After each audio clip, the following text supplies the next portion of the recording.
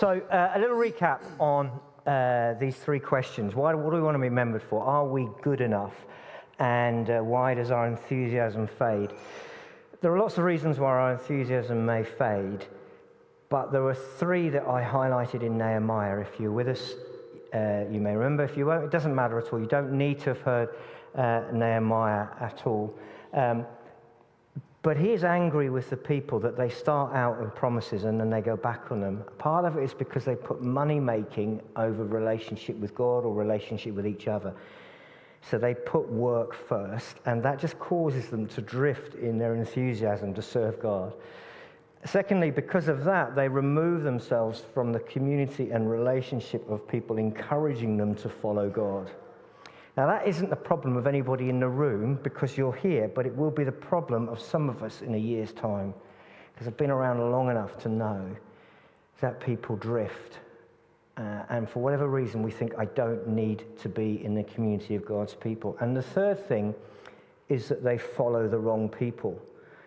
And they allow people to influence them who have different values. And that's a huge subject for us. And we touched on that a bit with Nehemiah. And then the question, what would we like to be remembered for? We may think about, I do a lot of funerals. I went to a funeral this week of Margaret Hill. Margaret was our longest serving mission partner. She was a remarkable lady, 60 years in Christian mission around the world. And many of us think, well, what would be said about me at the end of our lives? As you get older, and you get these times, I won't be thinking about it, but when you get into the second half of your life, which I just recently got into, there is a more and more you think, well, what am I about? And Margaret's life was remarkable, and it can make many of us feel, well, I can't do that. I'm just not ever going to live a life like that. The world seems to push us to pursue wealth, to pursue looks, and to pursue success, and none of those things figure in a funeral. When I am involved in funerals, we never talk about people's bank balance, we never talk about their car, we never talk about their house, we never talk about their clothes, we never talk about their hairstyle, we never talk about whether they were fashionable, we never talk about whether they were good looking. Do you want me to adjust myself a bit? Yeah, it's too much in front of me. Somebody's been wearing my headset. Is that better? Yeah. We never talk about wealth or good looks or success when we sum up people's lives, because all of these things turn to dust. And so what I was thinking about arises out of this anthem in the Bible of describing who God is, that he is forgiving, gracious, compassionate, slow to anger, and abounding in love. That is part of the prayer of the people in Nehemiah. It's a prayer that's repeated. It's a phrase that's repeated a lot. It begins when God says this to Moses, when Moses says, "Who are you?" This is how God answers him. It's then repeated in many of the Psalms. It's repeated as an anthem through the Bible.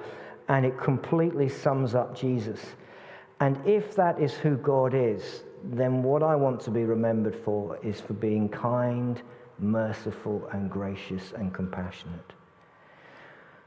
The legacy that we leave is how we make people feel. That's what the legacy that we leave. And it's about mercy. It's about compassion. It's about being slow to anger. And pursuing that steadfastly, persevering in it, not giving up, not wandering away when work seems more exciting, when other things seem more significant. And all of that comes in a rootedness in God's love, that we are valuable and good enough. So that is kind of my summing up of where I thought we could launch into this subject. There is no condemnation. God is not saying to us, I wish you were this, I wish you were that. He's saying, now who you are, let's shape. And in our weakness, his grace is sufficient and changing us from where we begin. Okay, so that's my thoughts and questions. Enough I'm going to hand over to Sam. You've written a load of questions, and then there'll be questions coming in. Is there anything more I can do to stop the ringing? No? Okay. Yeah, so, I mean, you've just touched on it there, but I just thought I'd try and get you to go a little bit more into it. So, I was kind of thinking, what would you say to somebody who says, well, and I can't think of what situation this would be, and it might be somebody who's a new Christian, but they're slightly... I think, yeah, a bit nearer. Yeah. So it might be somebody that's a new Christian, but perhaps a little bit later on in life, has perhaps made mistakes, and feels, well, the only thing I want to be remembered for is my mistakes. You know, how do I create a legacy now? So what do I do to create a legacy of the things that you've just mentioned there? And are you ever too old to do that? Because obviously time is a factor in that. And also I kind of think, you know, what about people who say, okay, well, I'm never going to be, like you've touched on it a bit there, I'm never going to be a Margaret Hill, or I'm never going to be a Billy Graham, or do you know what I mean? That type of thing, but am I satisfied with where I'm at? Sorry, there's a lot in that. Can I just say one thing? Loads of questions have come in, and some of them are exactly that, so shall I read them to go with it? Go on. If you don't feel good enough, how do we change it to make it that we are remembered for the right things? And are there any things you put in place in your life to try and ensure you're remembered for the things you want to be? If so, are they things that would apply to all of us? And then on the Margaret Hill type thing, how can you feel you are good enough when the day-to-day routine feels like you're stuck on a merry-go-round of eat, sleep, work, repeat, and not able to get off? Right, there's a load of things there. I don't know if I can remember all of that. So let's start with, what if my life has been not great before? I think, and there's a good side to this and a bad side to this, I think we all suffer from recency bias. We only remember what's just happened. So, you know, my preaching is only as ever good as the last sermon. If I do one bad sermon, I'm a bad preacher. That's the way we work at the moment. So the good news is that people don't tend to remember too much about how we were 10 years ago. So we can start now. So that's the first thing. But the second thing is, to be a changed person is incredibly memorable. So I can remember when they were like this, but now they are like that, is very, very powerful, because it models the grace and the transformation of God in our lives. And I think it's a temptation, it's a devil's voice, if you like, that says, well, there's no point changing. Because there's every point changing, because that makes an impact, that we have changed and we can change. What were the other questions? What do you put into, for the things you want to be remembered for, those things, what can you practically do? I think firstly you pray, you make that your goal, you make that your target, you say, Lord, help me, every day I want to be like this. Secondly, you pick yourself up every time you're not merciful, you're not gracious, you're not compassionate. And you say, Lord, I'm sorry I got that wrong. I need to change that. This is not how I want to be. My instant reaction is not how I want to be. And I think we examine ourselves. Daily. How have I been? How have I responded to people? Have I responded with irritation, with anger, with judgment? Or have I responded with grace? So we can't change ourselves. It is the work of God's Spirit to sanctify, is the old-fashioned word, to make us more like Jesus. So we pray and we recognize when we're messing up. It's a good idea to have people around you who you give permission, who you trust, to say, you know, I think you overreacted in that way, so to have a little bit of accountability. I think that I think with being kind, merciful, and gracious is you have to accept that people may think you're stupid. Do you get that a lot? A lot. But it could be for other reasons, admittedly. But I think you have to just go, this is what I want to be. I want to be. So for me, and a lot of this is maybe you phrase it in a different way, but for me, Jesus was accused of being a friend of sinners. I want that accusation, but it is really uncomfortable when people accuse you of that. really uncomfortable, but that's what it means to be gracious and compassionate and kind and merciful. And other people say you're being walked over, you're being taken advantage of, you're being lied to. Yes. But I think that's the way of Jesus. I don't know what else. What do you guys think you put in place? We were talking a little bit about this in Fusion this morning, actually, because on camp, Deb's speaking on camp, and it's all about how God's kingdom is upside down. And we were just talking about how humility, love, kindness, in the kind of, I suppose it is more in the work sector, I suppose, but just those things are upside down compared to going after wealth and success and stepping on people to get higher up the ladder or whatever it is. Do you know what I mean? And actually, you can open yourself out to look quite foolish if you live that way. But actually, that's what we're called to. And the importance of making a choice, of saying that's how I'm going to live. You know, I'm going to make a choice to live that way. Because if we don't make an active choice, we're swept with the tide. You know, we just do what everybody else is doing and go that way.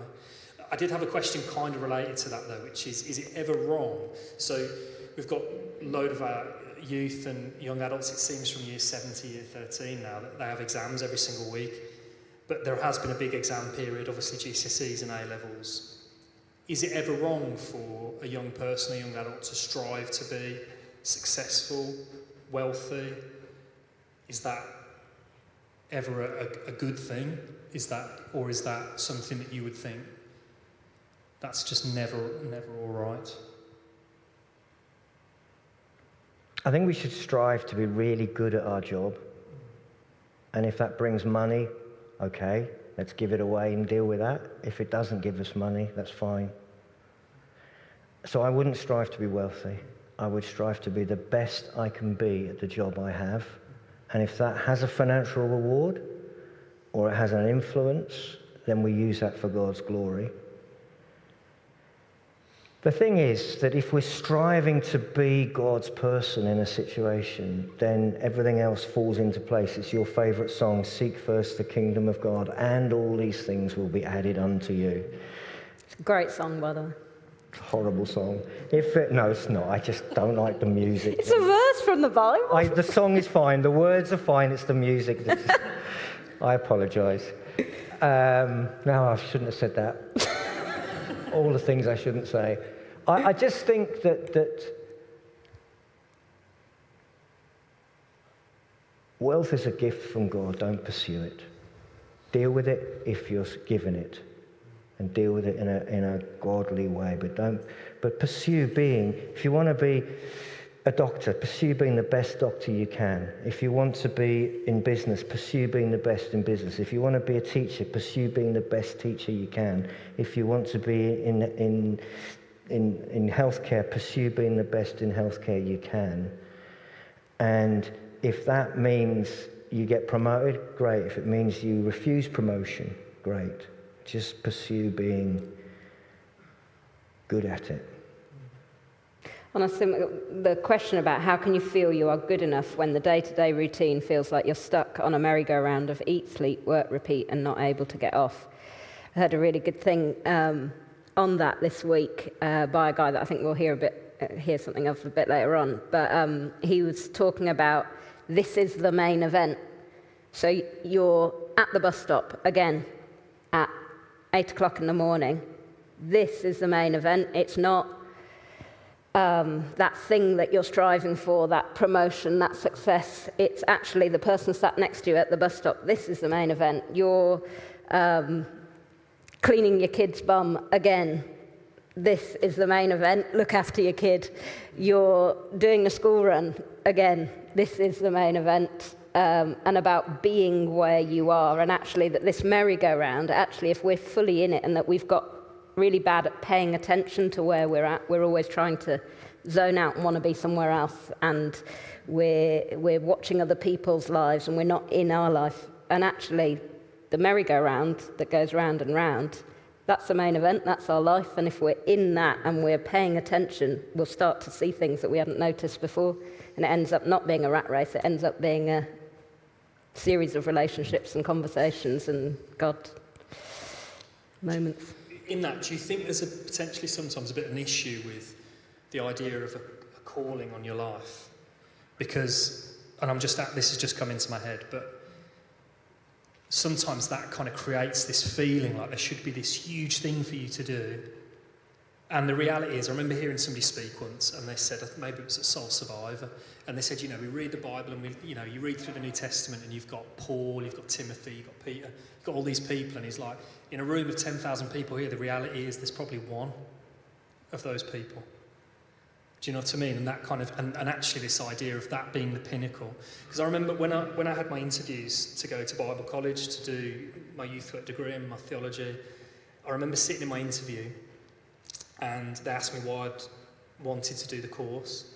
And I remember saying, I've started doing youth work in my church and I've, blah, blah, blah, blah, and I gave this spiel.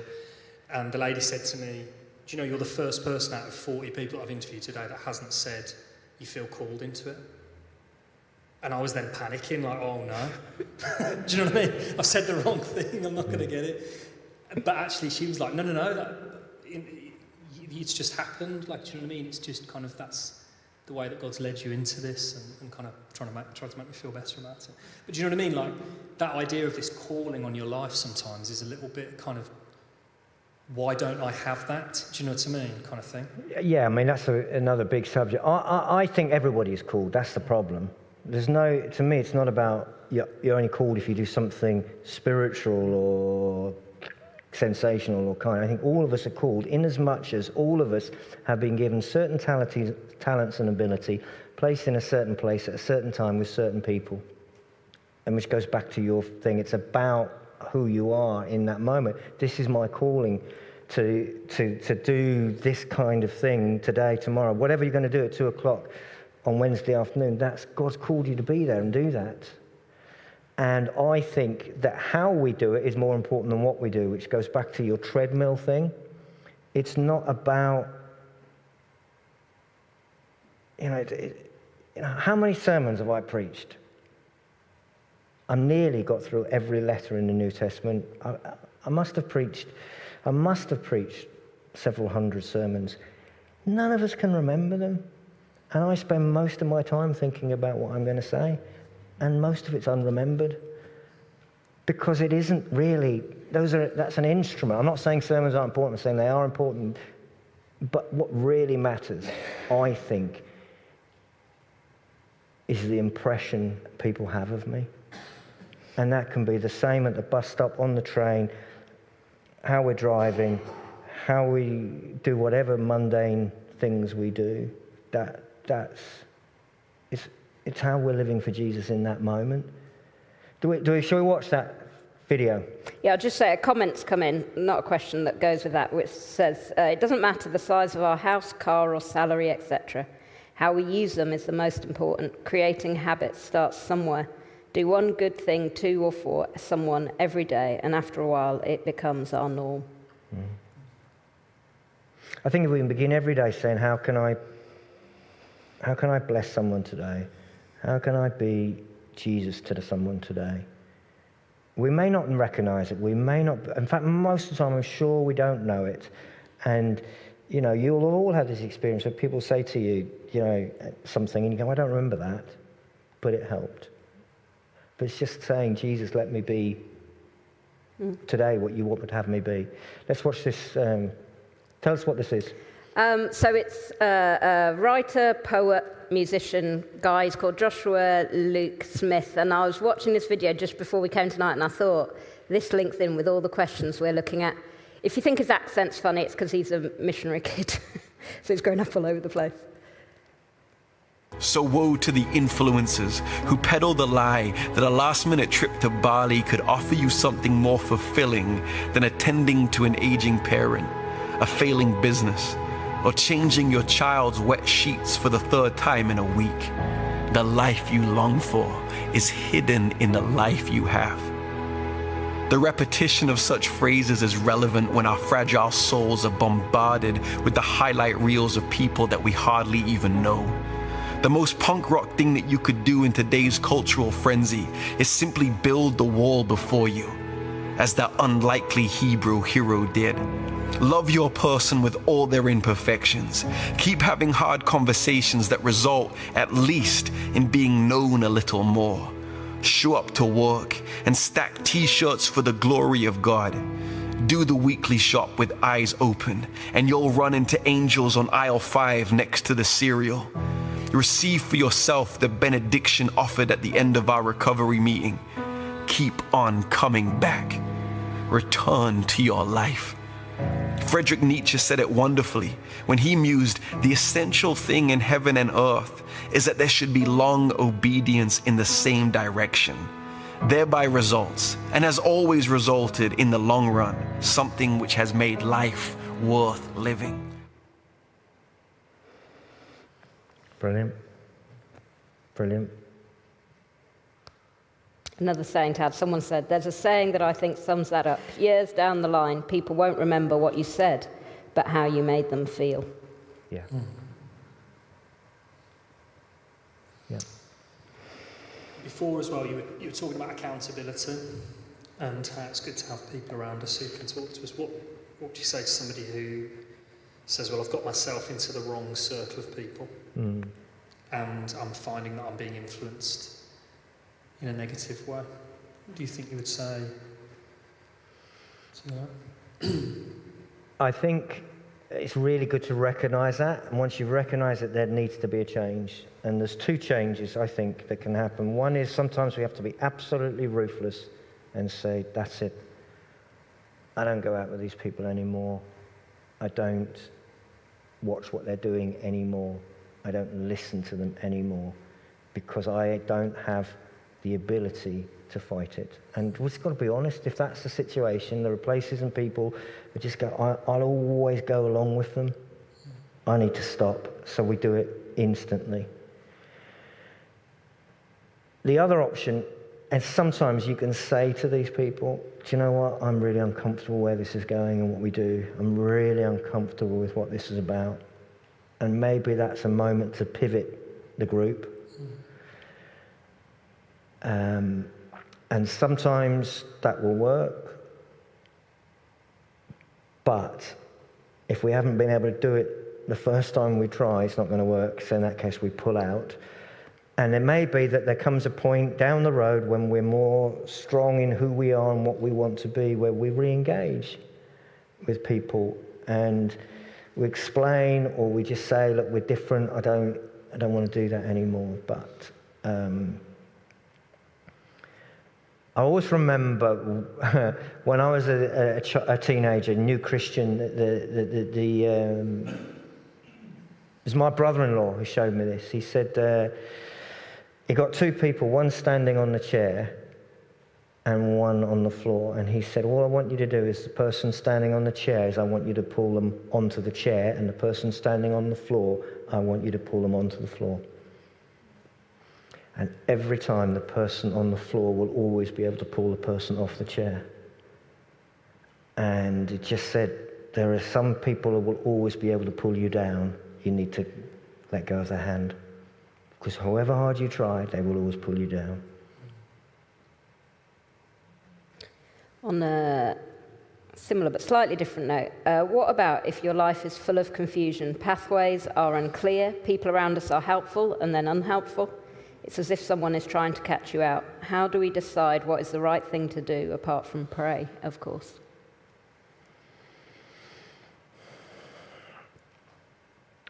I mean, it's difficult to answer that because it's a confusing situation. I think that sometimes we wait, and if we're not uncertain of where we go, we just give it more time. If there are big decisions, we wait. I think that if we don't know what to do, the command is to love. So let's start by doing what we know we have to do. We have to forgive. We have to be truthful. We have to be merciful. We have to be gracious. We have to be kind. We have to be generous. That's the command. That's the bottom line. So let's start with what we know we have to do. But if there are choices and decisions that we're not quite sure what to do, It's good to wait. It's good to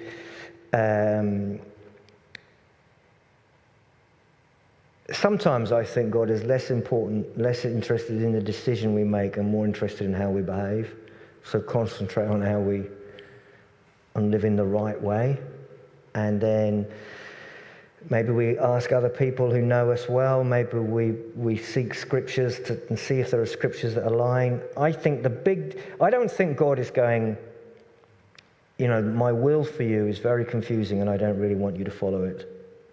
I think he wants us to live the way he wants us to live. Most of the time he said, I've told you to love people, just get on and doing that. But if it's big stuff, what career do I do? Big decisions. I think God says things more than once, and he says it in a number of different ways. So he tends to be experience, circumstances, the insights of others, a word from someone or something in a sermon or wherever, or from an individual and they don't know what they're speaking into, a scripture that resonates with us. It tends to be all of those things coming together, and you just wait till they all align. But don't put all your eggs in one basket of, this person needs to tell me what to do, and I'll do whatever they say. I don't know if I answered that question. It's a really complex question. I think so. Yeah, I think that's it. So, let's say I've sat here tonight, I've decided, right, there's some people that I need to stop hanging out with. I've watched the video and I've listened to some of the questions and I've thought, right, I'm going to draw a line in the sand. I'm going to ask God tomorrow morning, how can you use me today? I want to do that. I'm really inspired. I'm enthused. How do you keep hold of that enthusiasm? Is it even realistic to assume that you'll keep hold of the enthusiasm? Because it gets to Wednesday and we're on the bus or the train and we've not prayed that prayer that morning and we think, because that's a reality for everybody, isn't it? I just think it's, we all get, I suppose, a bit lethargic to it sometimes.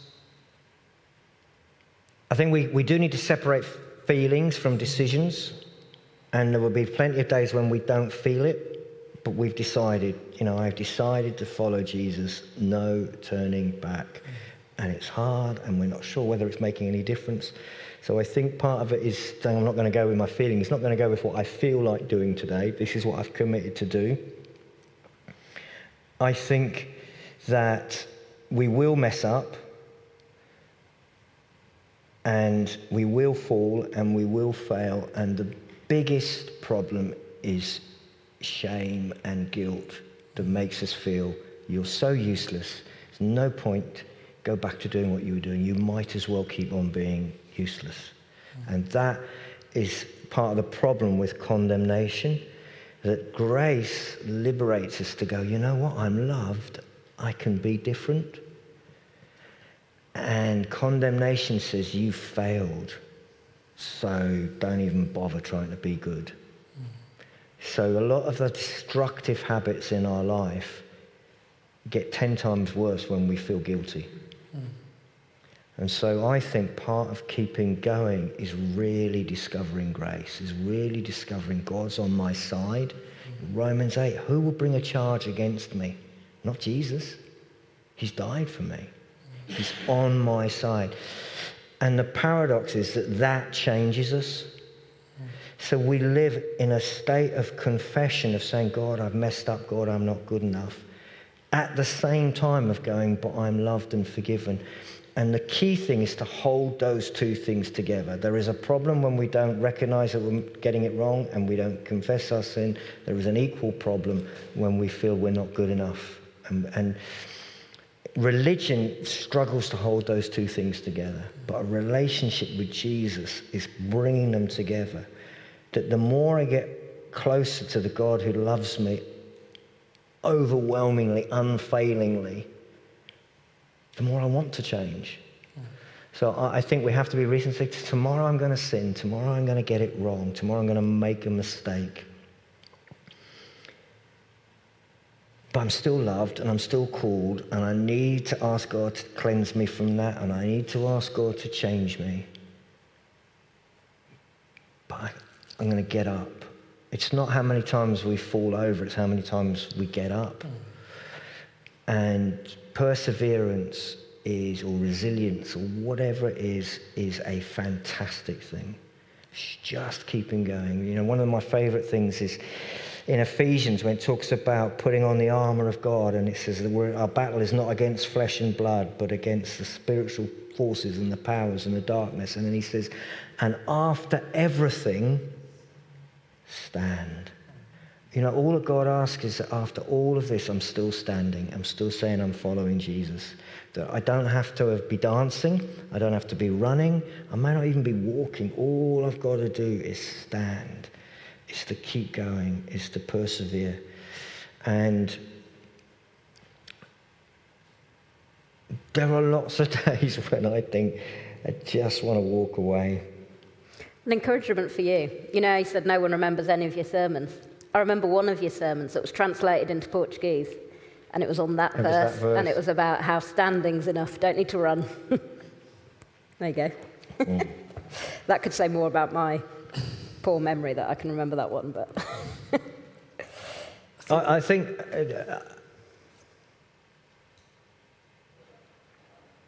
you know, I've talked about this before.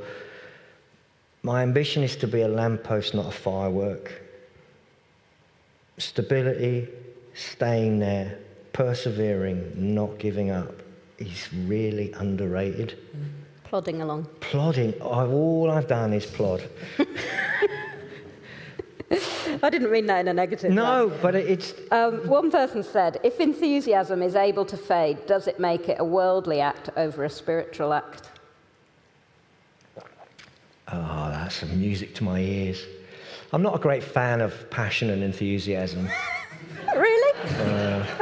I never would have guessed. I just... Yeah, what about for Cambridge United? Well, that's why I support Cambridge United. We're going to lose. It's fine. It's fine. I sometimes, in my cynical moments, think if I had £1 for every time a Christian leader says we're passionate about this, I'd be a very wealthy person. And then I also think, what am I passionate about? And I suppose I'm passionate in my Eeyore donkey kind of way. I just want to live. I do want to live for Jesus, but I don't want to shout about it. Oh, I don't know what I mean. Is enthusiasm worldly? I don't know. I think it's more temperamental. I just don't have a temperament that does enthusiasm. It's on the feelings, isn't it? We don't go on the feelings. Yeah.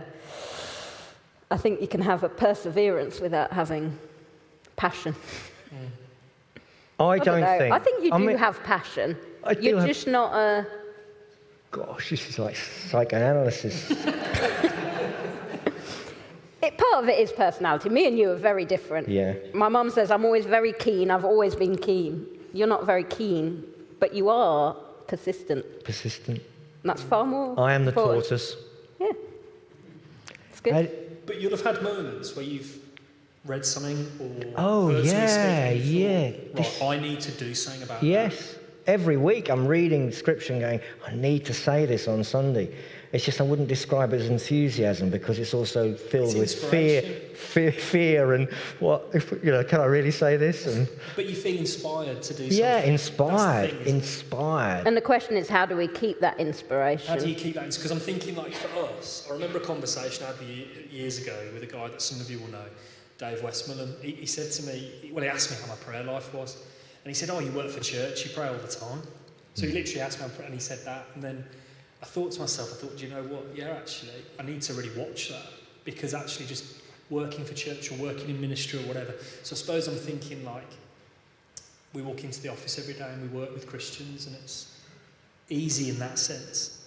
When you're inspired by something on a Sunday, but then you go to work the next day, and there's all sorts of temptation or criticism or whatever it is around, how do you carry that inspiration? I suppose, would there be something really practical that you think would be helpful? Because obviously having a good rhythm of reading scripture, having a good rhythm of prayer, having accountability, those are all really good things. But I don't know, like making sure you read something on the train, for example, on the way in, or do you know what I mean? Or writing down, having somewhere you can write things down. I don't know. I'm just wondering whether you've got any practical things that you think would be helpful for somebody in that sort of situation. I don't know that this is good, Is it bad? Could So be. I advise you not to say it. I am terrified of letting people down. That's what's driven me a lot, is I said I'd do it, I'll do it. I said I'd do this, I'll do this. And I think it's worth just putting the other side of it. There are times when we need to shake the dust off our feet and say, this is the wrong place, the wrong thing, and I need to move on. And I think, I don't think we should stay in a job where it's clearly damaging us, clearly unfruitful, clearly pulling us off the chair. There's a time to say, like I was saying earlier with friends, there's a time to say, walk away. But we don't walk away from Jesus. There are times when Jesus might be leading us out of a situation. So just that I've done the same job for a long time doesn't mean everybody else should. But I think this is the truth, whether it's true or not, that my steadfast commitment to not let people down trumps all my desires to give up. You also don't want to, obviously you do in a way and theologically, but you don't want to let God down. That's part of your character, absolutely. that you keep faithful to him as well. That is absolutely the thing. That is absolutely the thing. Someone said, Margaret Hill finished the race. We would all want to be remembered for finishing the race, even though we fell at the hurdles. I think I would also want to say that I've always had Sue saying behind, you need to do this, keep going, keep going, keep going. So having somebody in your life who's pushing you and keeping you to it is important. There's a push and the pull. My mum said the other week in her sermon, she was saying how her motivation's been that she wants to get to heaven and God say, well done, good and faithful servant. Absolutely. And I think it was Thomas Merton said, our lives are shaped by the end we live for. And which is bringing us back to this, which is absolutely. The pull, there's the push and the pull. You have the yeah. people encouraging you, but you also have what your focus is on. Yeah, I think that's right. I think I focus a lot on the future and what God has for us. I am shaped around eternity. Because of encountering death early in my life and dealing with death all the time here, it's very real to me that there's a moment where I will hear him say, well done. I think this is a comment rather than a question. Let me just say, consistency has been a word and a characteristic that I had never valued in the same way until more recently, and funerals, etc. Realizing what it is about leaders, preachers, people I admire, it is them showing up day in, day out, their consistency and commitment to being there for those around them, not in a fancy way that puts their name up in lights, but always there, a steady constant that impacts the lives around them. Showing up and being consistent has so much value. There you go. It's good to plod. Absolutely. I remember, which I've talked about lots of times, a chap called Gilbert Kirby. Google him. He gave me time in his 70s. And we've seen a lot recently of people who we've admired, people I've admired who have fallen. And my ambition is that I get into my 80s and none of you go, he's fallen. And that has been a big driver for me, is I want to just not dishonour Jesus.